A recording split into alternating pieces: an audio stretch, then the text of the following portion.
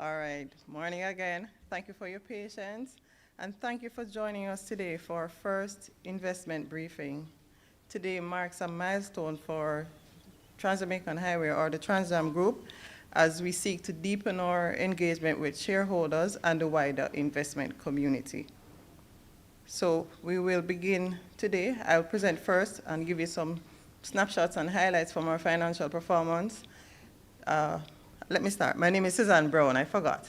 I am the CFO of TransJamaican Highway and of the TransJam Group.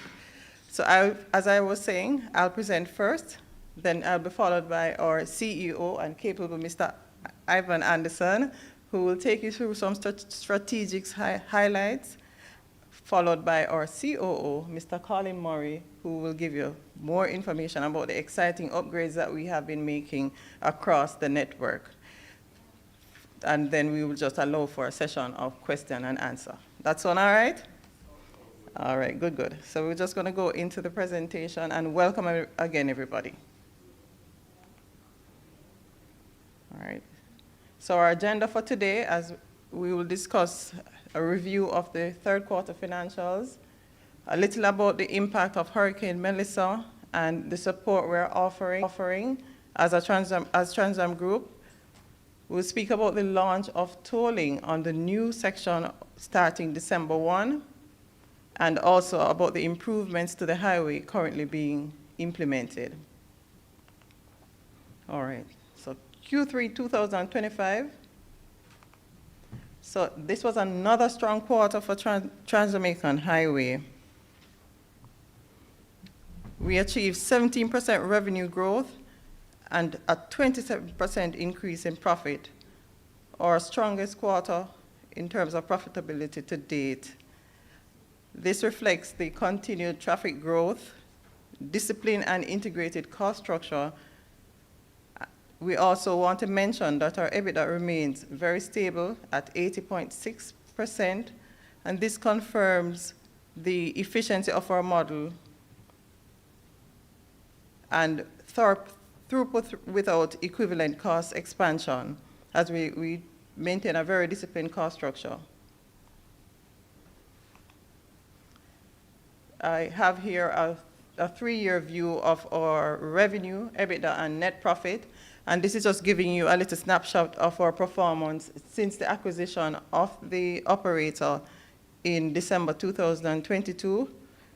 For us, this is demonstrating that we're delivering sustained value since this acquisition. So 2023 was mostly about the integration and realignment of cost. 2024 saw a deeper push towards the digital and efficiency investments, and 2025 demonstrated record profitability and dividend growth. We speak a little bit about the balance sheet. So our balance sheet remains pretty strong. Total assets of over 302 million USD, and all the figures I will speak about today are in US dollars. Apologies for not saying that before.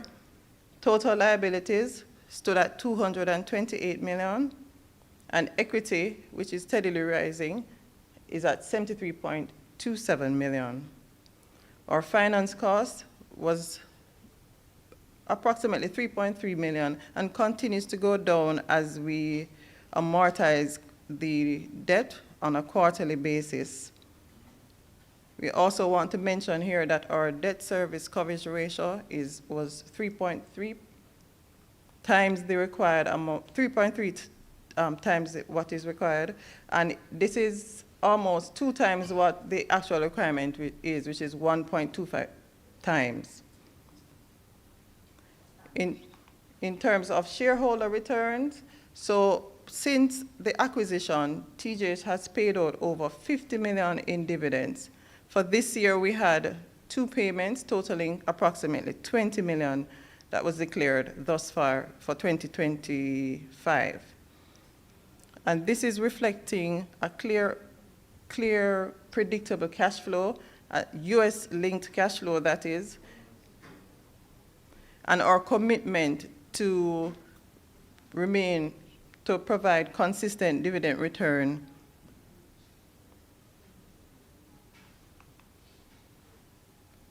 For the rest of the year, we're heading into Q4.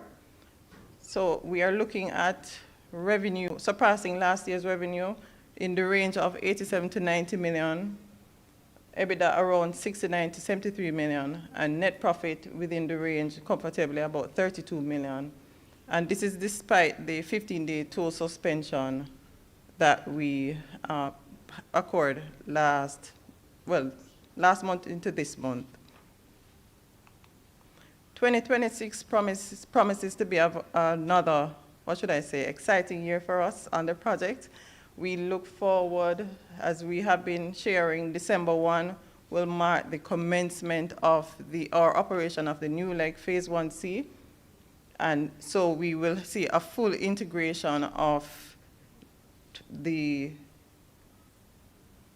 impact of that leg in our 2026 results. This new corridor will be managed and operated by THO, TransJam Highways operator, which is a new subsidiary for us, and this is our second subsidiary. So THO has been assigned the rights of the concession for this leg and will report to TGH as parent company. We also look forward to the continued digital improvements. We have Tap and Go to come, plus an expansion of Bill Express, which Mr. Murray will speak more about in his presentation. And the coming together of Phase 1C, which was long in coming for us, will help us in our resilience enhancement and infrastructure strengthening.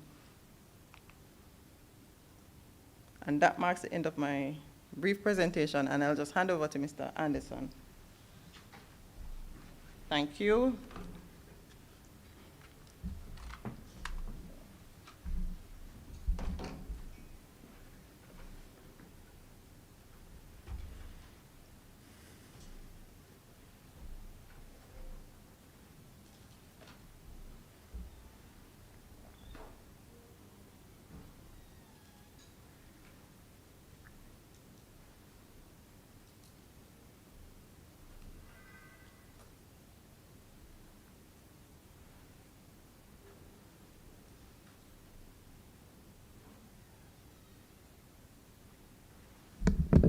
Thank you, Sue. Good morning again, ladies and gentlemen.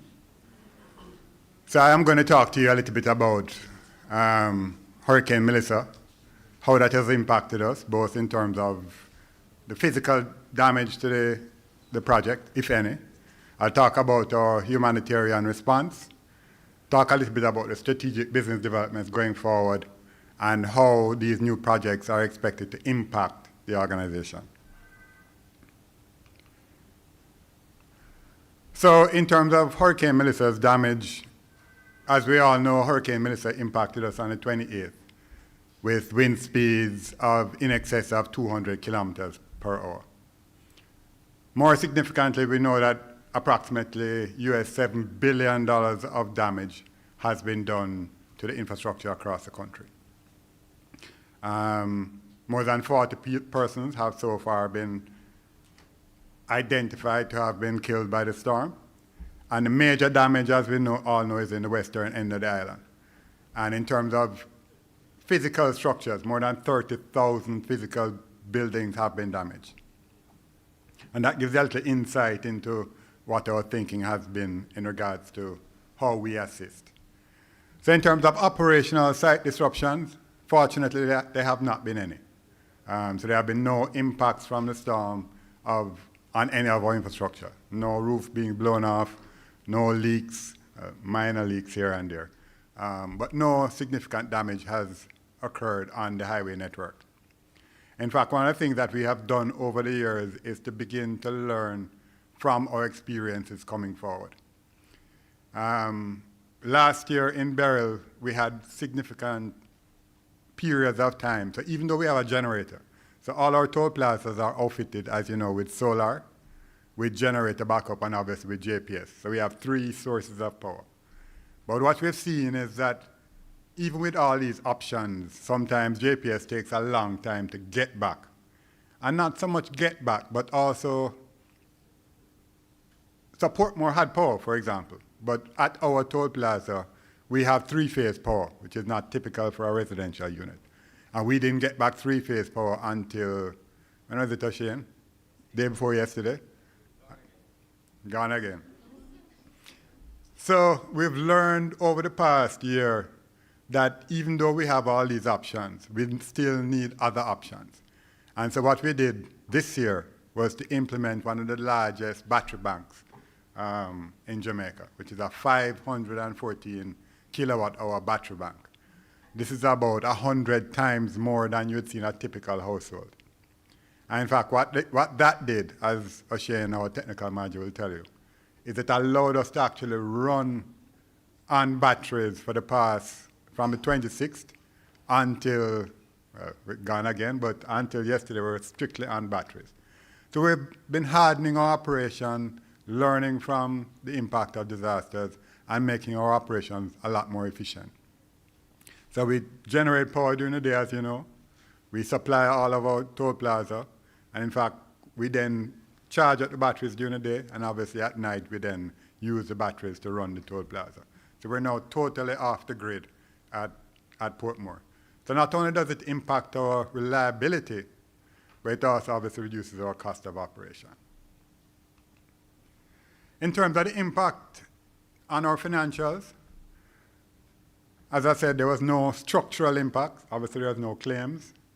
But as we all know, anybody who watched the news, since the 26th until November the 10th, the government imposed a suspension of tolling on the highway. So for the past 15 days, approximately 15 days, we did not collect any revenues along the alignment at any of the toll plaza.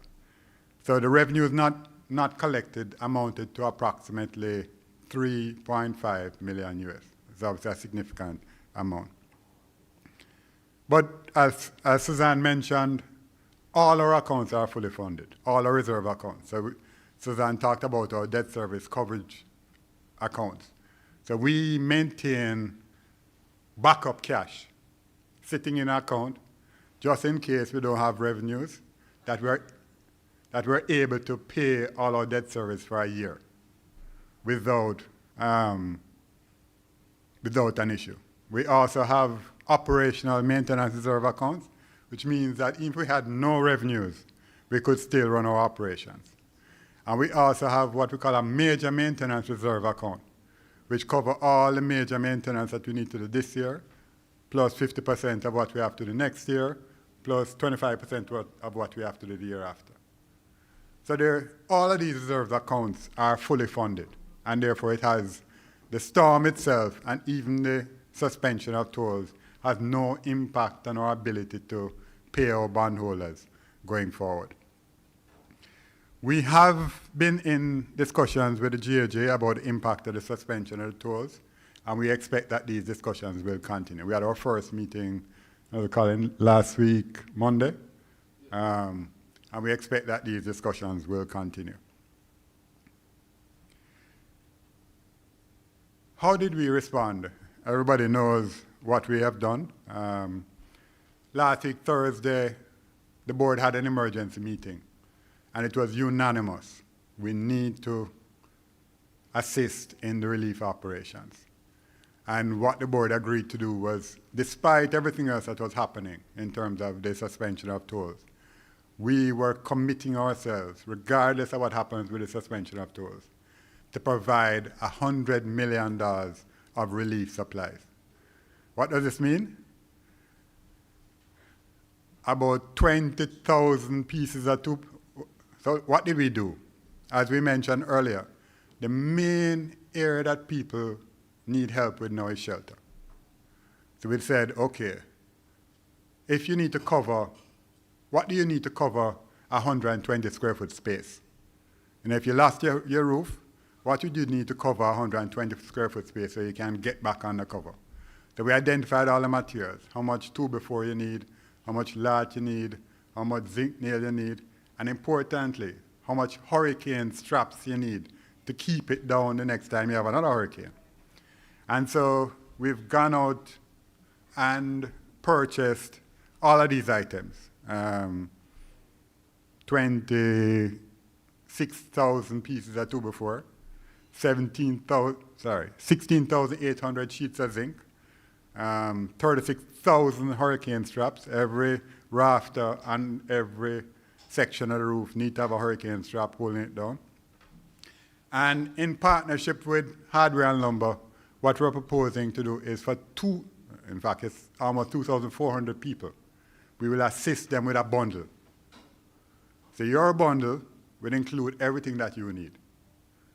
The sheets of zinc, the hurricane straps for your roof, down to the nails, down to the fillets, underneath the zinc nail, down to the screws, everything will be in that bundle. And then you can then go to Hardware and Lumber in Southfield in St. Elizabeth and pick up your bundle. So the plan, as I said, is to assist approximately 2,400 people with these bundles and allow them to get started to rebuild. Our goal is to try and do all this before Christmas. That's like a monumental task, just getting the logistics, identifying the people, getting them to the Hardware and Lumber Southfield office to pick up their stuff, but that's our goal, to try and get all these materials out to the people immediately, and by Christmas to have all of this completed. As Suzanne mentioned, after about a year and a half, 2 years of discussions, going back and forth, we finally come to an agreement with NROC in relation to Phase 1C. This is a section of highway from Maypen, as we all know, going all the way to Williamsfield. We've agreed to pay approximately $20.3 million US for this section of roadway, and that will give us the right to toll this section of road for another 12 and a half years. In terms of the impact on TGH financials, we expect approximately US $10 million increase in our revenues. And this is expected to come from additional traffic on the roadway of about 12,000 vehicles per day. And this is on the 2 toll plazas. Remember, we have 1 plaza on the main line, and we also have 1 plaza on the ramp. And between those 2 toll plazas, we expect to have approximately 12,000 more vehicles on the roadway. Where are we? Catherine is busy working on getting the people. We have a number of people already in place, but we expect to finish all the recruitment, finish all the training, have the people in place, obviously by the 1st of December. If you drive out there now, you'd also see some construction taking place. So we're actually doing some tweaking and improvements to the existing operations to be able to be a lot more efficient when we start up on day 1. So finally, as I said, from me, the contribution of the 100 million was a no-brainer. TransJamaica is one of the 10 most profitable companies in the country. If we can't do it, then who can do it? We continue to be poised for growth. We kick off with Phase 1C in December, and hopefully the 10 million US of revenues will translate into profit and translate into dividends for our shareholders. Thank you very much.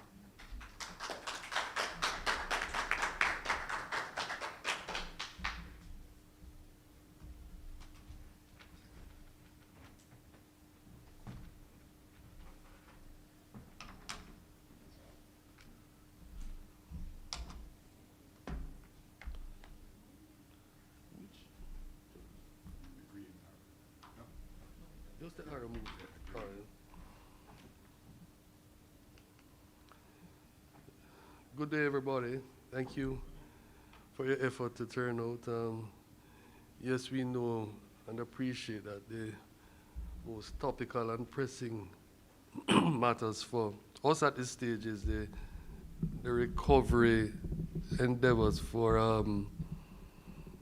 putting us back in reasonable time and as practical as we can immediately after Melissa. So We appreciate your attendance, and because we do understand that at the end of the day, the financial performance and the extent to which we can improve our overall fiscal position will also invariably put us in a better state for any other catastrophes that might come our way, which at where we are in our global space today, it's not if, it's when. So we have to also face that reality.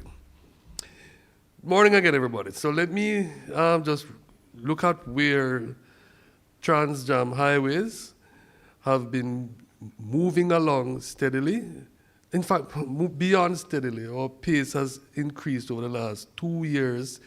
The acquisition of the operating entity by TransJamaica has spawned and induced and, in fact, mandated improvement imperatives that we can only go further to bring the project, the motorway, into the far advanced state beyond what we had seen in the last decade. And this is the path that we continue to blaze. In terms of the developments for 2025, and especially in the last quarter, some of the most visible ones would have been the Freetown interchange ramps. How many of us, Jermaine, you head that side, I presume, the ramp to allow you to exit at Freetown and enter. Remember, before you could only exit and enter in one direction. Now it's complete interchange. You can do both, enter and exit in either direction. And what has that done? Invariably, the convenience factor is one thing for motorists, but a lot of persons, for example, you're heading west or east, you only had the option to either exit or enter. Now you can do either, irrespective of the direction you're going.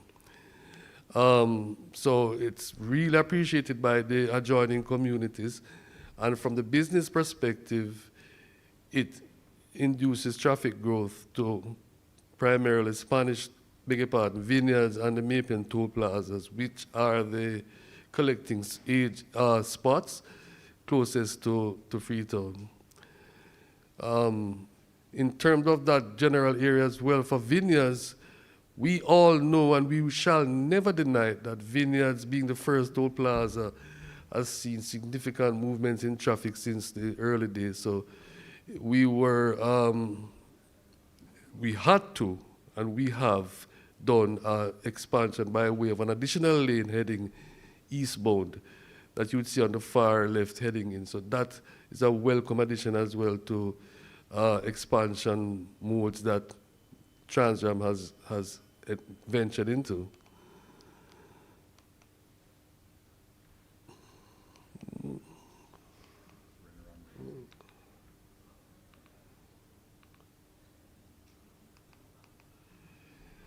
All right.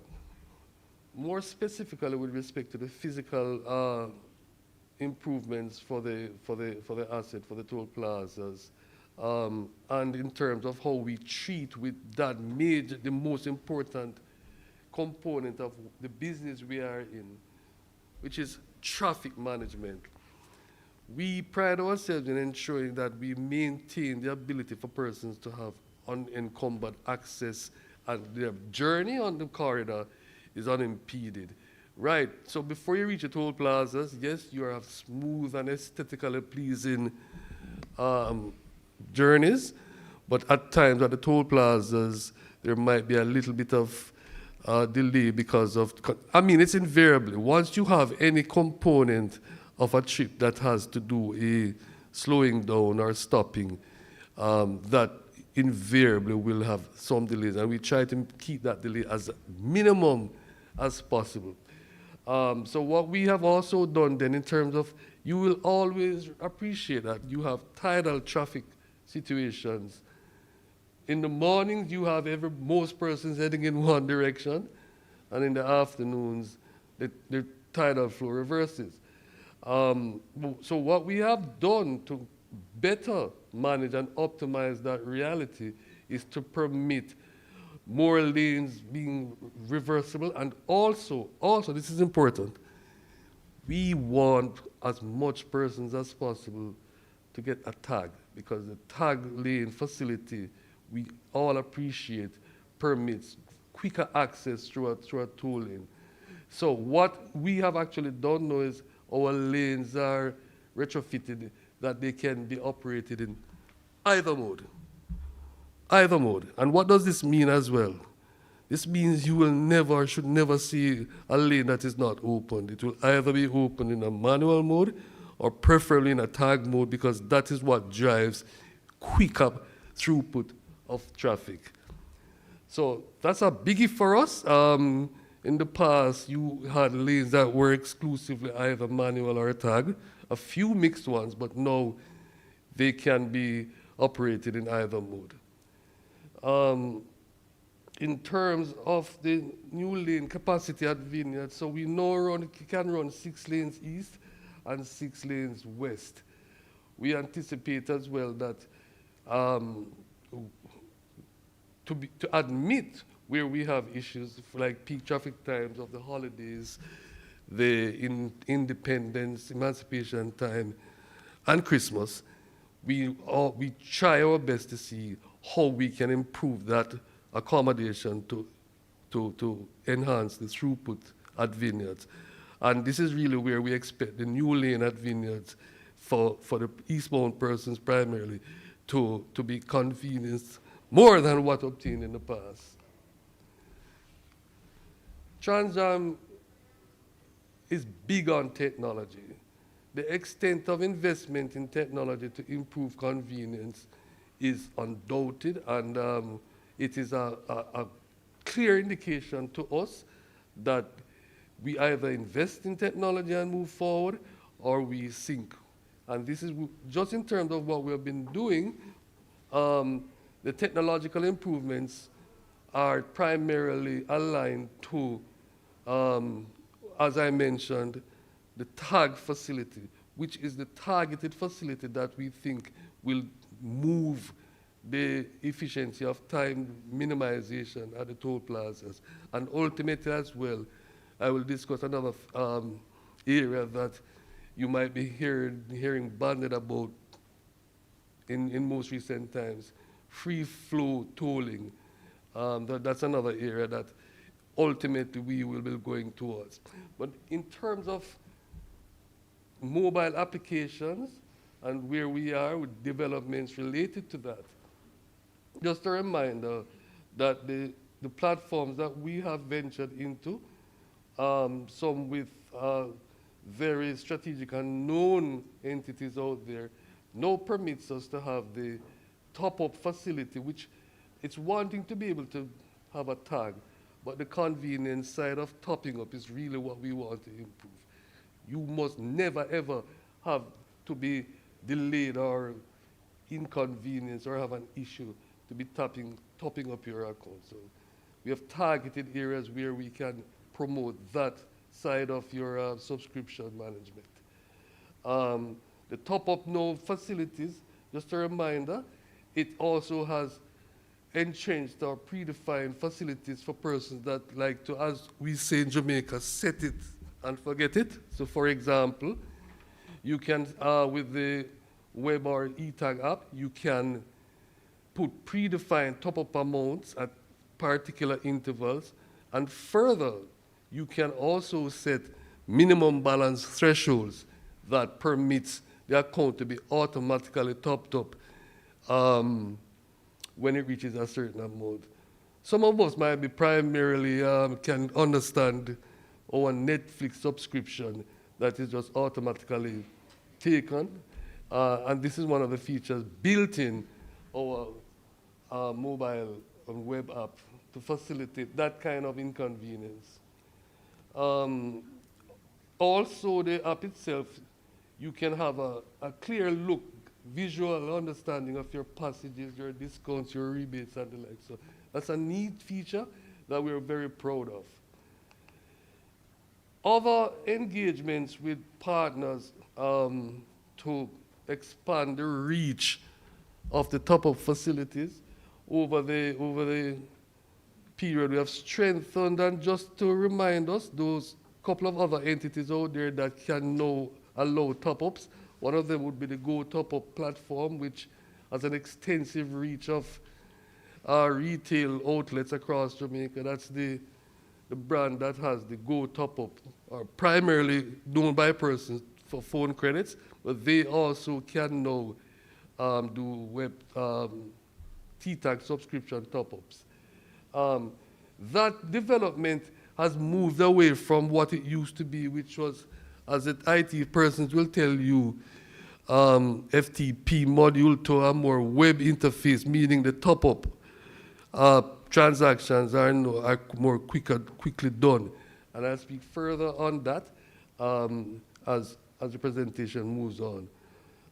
As well, we had to move with the times, and the extent to which persons almost live on WhatsApp every day. We also pegged the online facility to through a WhatsApp application. The development that has occurred with respect to the top-ups, we now can have the top-up reflected in your account in 5 to 10 minutes. And this has been a tremendous, widely accepted feature that permits persons that, oh my gosh, I forgot to top up before I ventured on the highway. And they can, in fact, do so in sufficient time before they actually reach the toll plaza.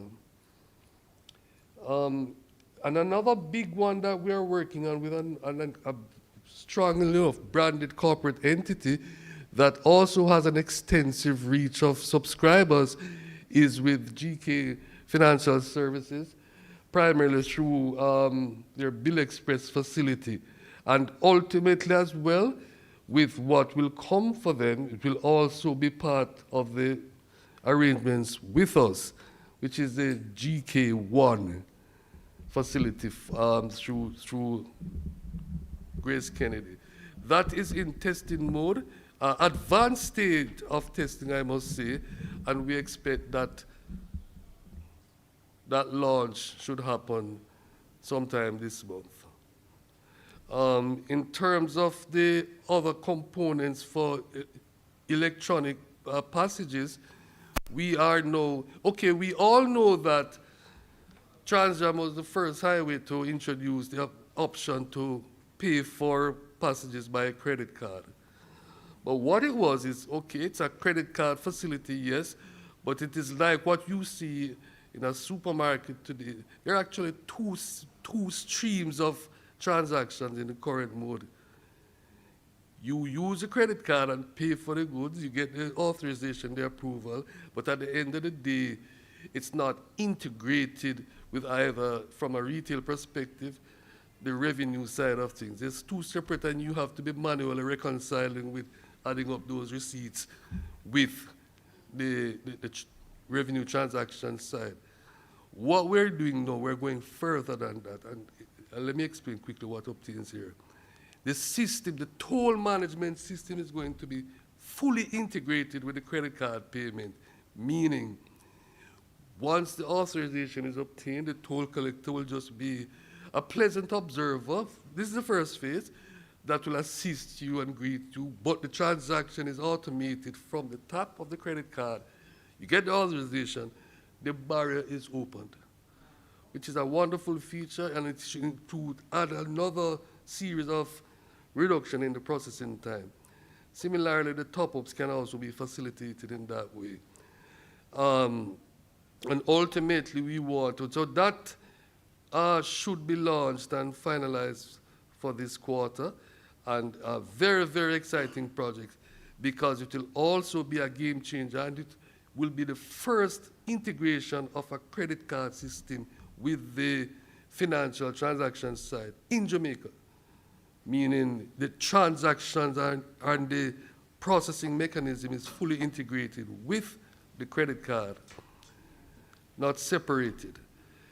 And our next phase in this one will be when we move to unattended mode, which is a cyclical phase for us to move this facility in an area where the toll booth is unmanned, so you will not have any integration or interaction with someone. Okay, so this is quickly how it would have the explanation or the mechanics of it. The vehicle comes in the lane, the toll equipment detects the class of the vehicle and sends the information to the lane PC. So the option is there if you want to use the card or cash, and then the toll collector in this phase will determine, you have an option to choose the credit card or cash. The card is the option chosen. The customer taps or inserts the card, and once the payment is made, voila, and authorized, the barrier is up, and you're on your way.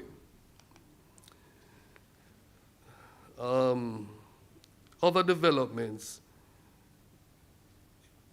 We must be timely reminded that the TransJam Group is heavily invested in ESG, environmental, social, and governance initiatives. Ladies and gentlemen, we don't treat this as a fad or a buzzword. We are actually living ESG in our endeavors. It's important to note that the operating entity has double certification to ISO 9001 and the environmental one, which is 14001. What the latter means is that we readily could embrace some of our principles that we were already practicing and strengthen our ESG initiatives. So just a quick run through of some of the initiatives aligned to environmental protection and ensuring that Mother Earth, despite the tragedies that might happen from time to time, that we try and ensure that there is sufficient protection layers embedded there. We go through a practice, we ensure that we have sufficient resources invested for rainwater harvesting, and this plays out in terms of how we reduce the call on the state's resource for water, and we reuse the water, or we deploy water in a more efficient way by way of the harvested or water captured from the rain. So just some quick numbers up to before the last quarter started. Whilst the water supply from the National Water Commission was 1.616 million kiloliters, rainwater harvesting at a targeted amount of 480 kiloliters. Of this, 152,000 kiloliters were successfully harvested and utilized, which accounted for approximately 9.4% of the total water consumed. Bearing in mind that the season of the rains did not come yet, and what we expect is a silver lining from Madam Melissa, that the water capture should translate to an improvement in these numbers. Mr. Anderson spoke about the major investments in solar, the next phase investments with batteries to optimize the use of the sun. But before we even reached that stage, we already were experiencing some very good contribution to cost reductions in our electricity consumption translated for bills.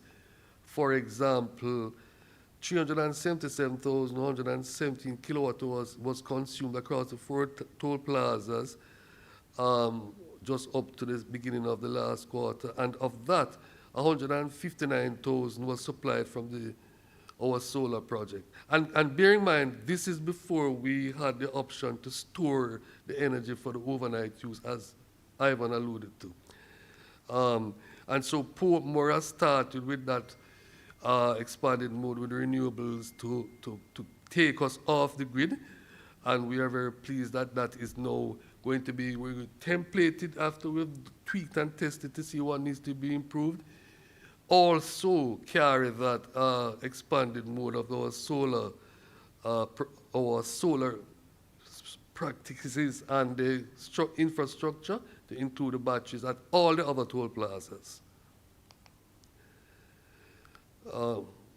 The figure, as I have understood, a 514 kilowatt hours battery system.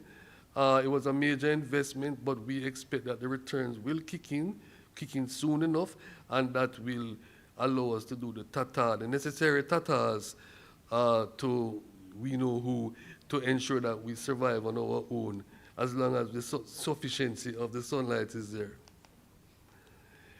Other expanded or enhanced facilities that along the corridor, we do listen to our customers. That's not cliche, we absolutely do.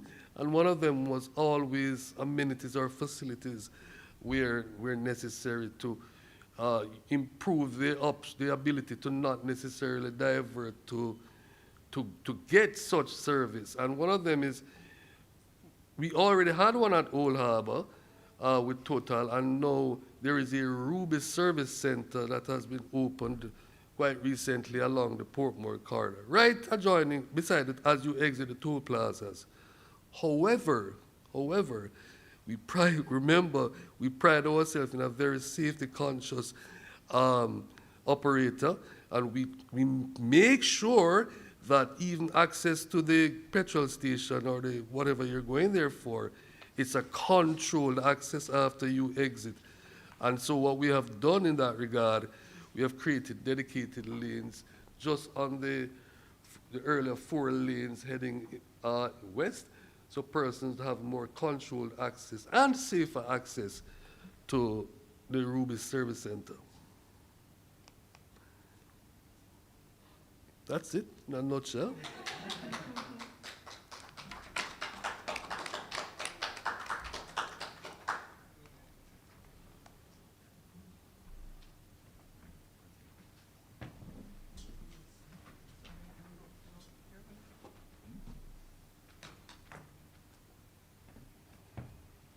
All right, everybody, thank you so much for listening to us for the last 45 minutes or so to an hour. We'll now open the floor for questions and answers. David, sorry. If you don't mind, I'll sit down.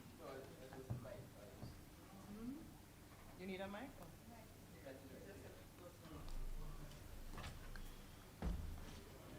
Good morning. So the first question is related to the Phase 1C acquisition. I realize that TJH had a significant increase in restricted cash during the 9-month period. Is that related to the company's intended acquisition of the Phase 1C project and the need to allocate that cash from early? Oh, so You have a mic, Ivan. I stand, no problem. Thanks, David. Morning, everyone. So the restricted cash, as we discussed it, are designed to cover specific areas: debt service, operations, major maintenance. Apart from restricted cash, we also have distributions accounts, which is amounts intended to be paid to shareholders. So the monies for Phase 1C doesn't come from restricted cash. It comes from the distribution accounts. Appreciated, and you cannot appreciate where the context is needed. All right. Then, with respect to just, this transformation of the business, you're pushing more and more towards this, what you'd call optimized operations. So I think it was about 2 or 3 agents ago, you said that you're around 30% around that region having T-tags in terms of users.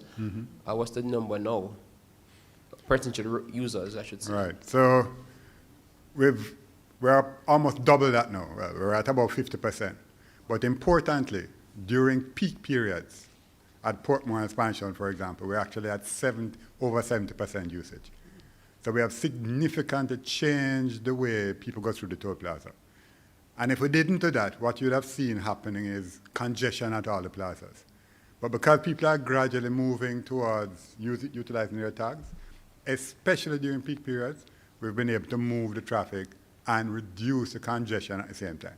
So if you drive through Portmore, as most of you know in the evenings, we have 5 or 6 lanes empty, virtually empty, for T-tag users. Easy going through. At Spanish Town, as Colin mentioned, we've made some changes to the number of lanes we can assign. And so now we have 2 lanes, 2 T-tag lanes at Spanish Town open all the time through these peak periods as well. Appreciate it. Just some further context. So I recall you mentioned it was more than one apologies. It was more than one interchange lane / ramp that was mentioned a couple of years ago. Freetown is the first major constructed ramp. What's going on for the second major ramp development? All right, so along the highway, there are a number of potential access points to the highway. And I think we've discussed over the past 2 years, adding new access points. And the one which is most furthest ahead is what we call our Heartland access point. So for those of you who know Spanish Town, on Old Harbour Road going to Old Harbour, from that Old Harbour Road roundabout, look like I lost everybody. Old Harbour Road roundabout, Jacaranda, Whitewater, Silverstone on the hill. What we've been designing is a link from Old Harbour Road coming down to the highway. So we've done that design, we've done the costing, and we're just asking our traffic advisors now to update the traffic projections. Because obviously it's not a government of Jamaica venture, it's a private venture. There are a number of demands, I'm not calling them demands, number of requirements which the NAA has in terms of how much things we need to improve. And so we just want to make sure that those 2 things balance. The revenues that we project to get and the cost of implementing it, and it makes sense. Once we get that sign off, then we're ready to go. I appreciate the context, and just a final query before I make someone else step on. The company, would have reviewed its terms of preferential reference vis-a-vis, what took place back in July. The company has option to redeem 20% every year up to the maturity period. I know you say you're going to just take the 5% as standing and have the option to redeem the other 15% as option in January. Is that intention that TJH plans to reduce this preference share outstanding balance to free up more cash to shareholders, basically? No, so David is talking about preference shares now, not our regular shareholders. And over the next, between 2026 and 2029, the agreement with the preference shareholders is that we can pay 29 or 2030. Sorry, 5 years. 5 years. For over a period of 5 years, we can pay out approximately 20% of the principal of that preference share. And so that is currently our plan. We're not changing that at this point. We'll see what happens next year. The agreement gives us the right to redeem up to 20%. This year we have redeemed 5% already. And as you said, we're going to next year we will see whether we redeem another 15%. And all right. It's our intention to continue with the 20% per year over the next 5 years. Just to clarify, when I look back at the original pref share terms that I have is the audited financials to somewhat give me context, and it said that the original term was for like 8 years. I was thinking 2028 was when the pref were supposed to mature. Is that a different timeline, or? No, so there was a slight discrepancy in what was written in the audited and what's actually in our articles, and so we You can probably choose a mic. Oh, sorry, you're not hearing me? Sorry. So So the person's in the room, that's why I was saying that. Oh, that's fine. So there was a slight discrepancy in that it should actually be 10 years, because it goes up to 2030, and so we sought to rectify that in the press release issued. Understood. So you just Right. updated the audited note to correct that as well? Yes, yes, definitely. Thanks. Morning, everybody. Morning. Dr. Cornelia Walters-Jones. First of all, Yvonne, Susan, and Colin, I'd like to extend my congratulations to the team. I can tell you that you guys, I'm very happy when I see my dividend payment come out. And as an investor, you guys have been consistent with those dividend payouts, and I'm really happy. Thank you, Dr. Jones. So, 2 things. if this phone would come on. The technology. All right, so you spoke about a compensation discussion with Government of Jamaica regarding those couple of days that you were out, 3.5 million US. Right. Please continue to have that discussion because they can afford it. Please continue to have that discussion. Yeah. Make sure it's an pay, right? All right. Because it is going to affect our bottom line. Listen, you're already giving away 100 million in the houses. 2,400 people in St. Elizabeth are going to benefit from your CSR activities. So please continue to ask them for that. Congratulations on going above and beyond and thinking about the house, like what you're giving back. I'm happy that you have been strategic in thinking about how you're going to be contributing and giving back to the victims of St. Elizabeth. My only suggestion is remember that I believe St. Elizabeth is being saturated with help. Those people who are at the other part of the country, for example, St. James, I know that you don't operate there, but I don't know if there's any space in your contingency budget. They have come out of dividends. No. You hear him say tree branch. I know TDR contingency operation maintenance account and meter maintenance account. I just hope that some of I don't know if consideration can be given for the other people, because one of the complaints that people are having is that people think that it's only St. Elizabeth. We understand that is where the majority of the damage is done, and of course that's also in the area where you operate, right? And my final question, so those are comments. My question to you is, as it relates to infrastructure, are you going to go all the way to the grill? Because I just feel like we can make some money there, so. Yeah, imagine, boom, bam, bam, you reach the grill, because do we have any intention in expanding our reach to that area? That's my question. So there are designs which have been done. Yes. From Spur Tree all the way down to past Bamboo, in terms of new alignments. Yeah. But those are very expensive projects, Yes. and they will need support. They will not survive just based on tolling. Okay. So those are things that we're discussing, but it's not something that we can do by ourselves. Okay. So you're looking. So It's is going it to need looking GOJ help if we are to do it. GOJ? Good luck with that. All right. Thank you. Thank you, Dr. Jones. Hey, morning. Matthew Morning. Preston. So I have a few questions. Have you guys worked with any, say, engineers or scientists to possibly like draft up or create some models that could have shown or could show how your highways could, I guess, withstand, say, like a Category 5 hurricane like Melissa? Right. So maybe 10 years ago, Colin, we reviewed the design of the alignment in terms of the changes, the impact climate change was having. So there, we retained a team of engineers from the US to look at all the highway alignment itself, the height of the roadway itself, the drainage that goes under the highway, and look to see, are there any areas where they may be overtopping, for example. And those we have now taken into operations to look and see how we can improve those. There are not many on this section of the highway. There are a few on the Phase 1C section of the highway. Okay. So you've also mentioned a lot of your cost-saving initiatives, like the whole T-tags and more automation. And I'm guessing that you guys have likely even also done some models that would show how much money that you could save if you were to reach, say, a target T-tag adoption. I think you said you're at maybe 50% now. So I'm guessing, the goal is to get it almost to as close. I know you'll never get probably to the 100%, but as close as possible. So could you give an idea of how much money the estimates or the projections actually show that you guys could save if you were to reach, say, a target of maybe 80% or 90%? Is it 5 million US a year, 10 million US a year?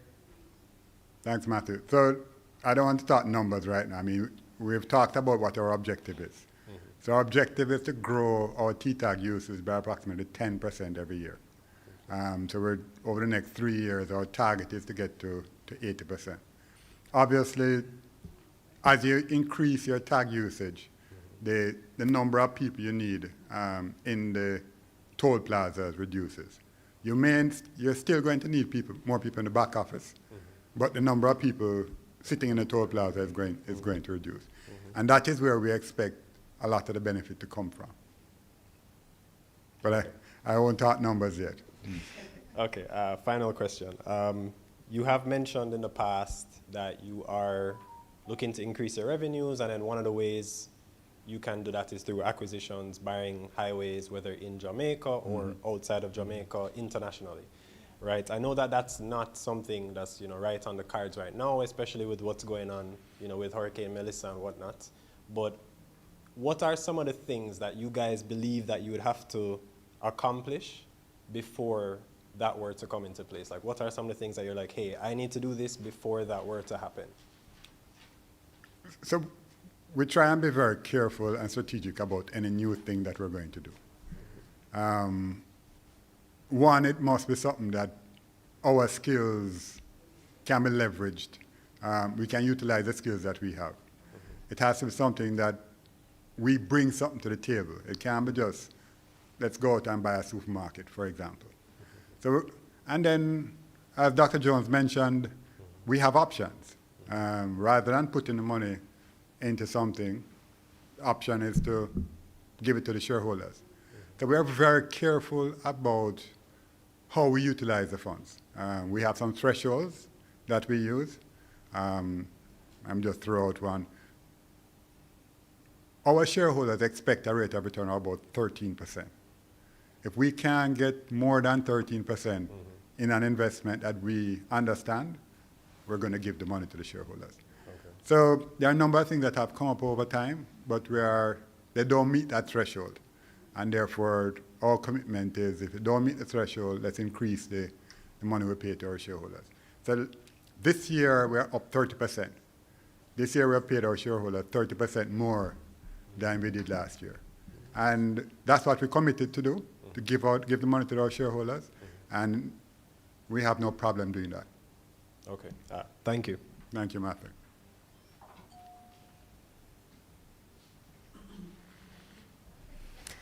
Good morning, everyone. Renee Morning. McDonald from Learn Grow Invest. I have two questions. So first, a comment and commendation on the mobile apps. I love the technology. I love that that TJH is always leaning into that, right? So question about the apps. Do you have any intention of monetizing on that side as well? I mean, it might not be as huge as your toll income, but the apps have the potential to earn through advertising, etc. as well. Is there intention on that side? So obviously we have a lot of customers. We have, although we have about maybe 35,000 people use the app on a daily basis. We probably have about 70,000 people who have the app, right? Who have bought a tag at some stage. And that gives us a potential group of customers that we can reach out to for different kinds of things. And so that's an area that we're definitely looking at. How can we use our customer base? How can we provide them with the services that they're looking for? Related to the highway, related to vehicles, related to gas, related to all these other services. Awesome. All right, thank you for that. And the other question, of course, is around our dividends, right? So your prospectus would have stated an average dividend yield of 24.5 to 35.8% from IPO price, which gives us a dividend of about 34 to 50 cents on average starting next year, 2026. So are we on track to making that? Somebody's reading our IPO, right? We have to. Right, and to come back to Matthew's point, so the IPO envisages that our dividends will increase as the company earns more revenue, but also as we pay down our debt. Right. So yes, that's our intention, to continue to increase our dividends. We have about, how much money do we have in our distribution account now, Sue? We have about 46 million in our dividend distribution account. Next year we will see whether we increase, as we were talking about earlier. Is there something we can do with this cash that is meaningful, or do we give this money to our shareholders? Okay, thank you all. We thank you. Our children thank you. Thank you, Mr. McDonald. Any more questions?